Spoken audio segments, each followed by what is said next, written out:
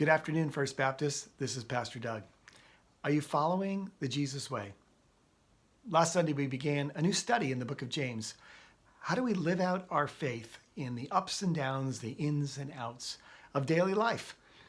And James 1 started with maybe perhaps one of the greatest challenges is what do we do when we hit unexpected storms? Things pop up that trip us up, that knock us flat, that make us feel like we've just fallen in a hole and there's no way out. And James says, count it pure joy when you encounter trials of many kinds. And he talks about this testing of our faith and the work that it does in us. There's a great value in hanging on to God in the midst of these storms, trusting him that he's still sovereign, he's still in control, he's still at work in that. But that as we wrestle through and stand fast in the midst, we persevere, we endure, that there's a joy knowing that we are actually growing in our faith.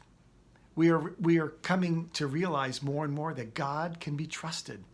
We don't have to grasp for things to try to hang on there, but that God can be relied on, but we have to choose that and we have to put that thought on the forefront of our mind and keep it there. We need to be taking that mindset, that adoptive mindset of joy, knowing that God is working for his glory and God is working for our good. He works all things together for our good, shaping and changing and transforming us.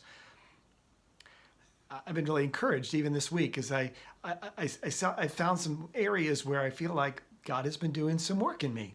And in fact, I read some scripture this morning that says, but your ears have been opened. And I thought, in some areas, my ears have been opened and I've actually been able to take some things to heart and not just think about it, but actually put it into practice.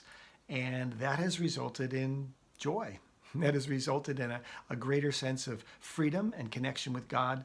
And it has had positive impact on my relationships with other people. This week, we're going to continue on in James, and we're going to look at something that's very closely connected to trials, and that's temptation. In fact, the same Greek root word is at the core of both temptation and trial. In some ways, every trial is a temptation, but there's other temptation where there's pulls and lures and things that draw us and entice us and say, oh, come this way.